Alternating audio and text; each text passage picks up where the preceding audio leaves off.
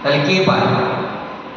যেই জন্যই আমরা আজকে এখানে সবাই একসাথে হয়েছি, তার একটাই কারণ, এই অ্যাওয়ারনেস হচ্ছে মানুষকে সৎ করে তুলতে পারে, মানুষকে ডিসিপ্লিন করে তুলতে পারে এবং মানুষকে সঠিক পথ দেখাতে পারে।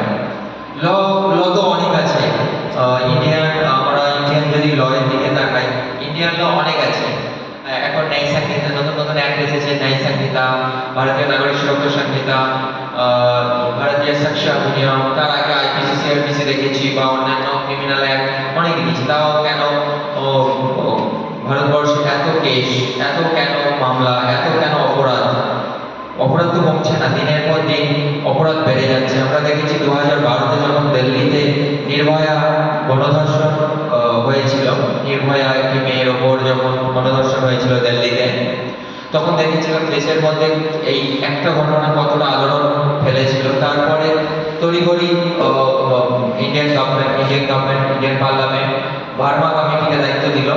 তখন ভার্মা বলে একজন চিফ জাস্টিস ছিলেন সুপ্রিম কোর্টের, তার তত্ত্বাবধানে একটি কমিটি ফর্ম হলো যে লটাকে রিফর্ম করতে হবে, ল চেঞ্জ করতে হবে, মহিলাদের ওপর নির্যাতন বেড়ে যাচ্ছে, ক্রাইম বেড়ে যাচ্ছে, সব কিছু হলো। 2012-13-তে হয়েছে। 2013 পর থেকে আজ আমরা দাঁড়িয়ে রয়েছি 2024-এ। ক্রাইম কি কমেছে? আমরা যদি এনসিবিআই এর ক্রাইম রেকর্ড দেখি, এনসিবিআই এর ক্রাইম কিন্তু কমছে না, বরঞ্চ বাড়ছে। তার একটাই কারণ হচ্ছে ল আছে, প্রশাসন আছে, গভর্নমেন্ট আছে, কিন্তু মানুষ সচেতন হয় না। মানুষ ক্রাইম কে করে? বহির্জগতের মানুষ এসে তো ক্রাইম করে না, বা কোনো এলিয়েন্সরা এসে তো ক্রাইম করে না। Those persons who commit the crime, who has born in this soil, in this earth, and who are involved in this crime, যে পৃথিবীতে জন্মেছে সেই ক্রাইম করছে, বাইরে থেকে কিন্তু মানুষ এসে ক্রাইম করে না।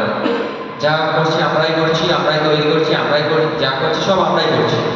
দেন ক্রাইম কেন কমছে না, ক্রাইম কেন বেড়ে যাচ্ছে? তার একটাই কারণ হচ্ছে মানুষের মধ্যে জনসচেতনতা, সোশ্যাল বিহেভিয়ার, আচার আচরণ, এইগুলো অনেকটা আমাদের ভারতবর্ষে অনেকটা তলানিতে থেকেছে, যেটা বলা হয় শেষ প্রান্তে থেকেছে। এরপরে কি হবে কেউ জানে না।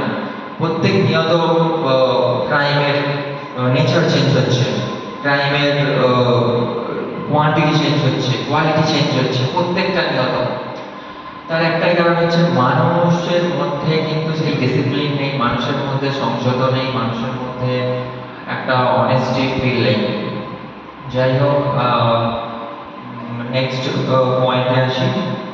আমি জাস্ট আজকের ওখানে অনেক স্টুডেন্টরা এসেছেন, আমি ওনাদের কিছু বলবো, যে কারণে ওনারা যে সমস্যাগুলো ফেস করতে পারে। আমি আমার ক্যারিয়ার লাইফে দেখেছি। ক্যারিয়ার লাইফ মানে আমি লাস্ট সার্ভিস পিরিয়ড যে কত বছর ছিলাম, সেই কত বছরে আমি দেখেছি, সেইটাই আমি শেয়ার করবো।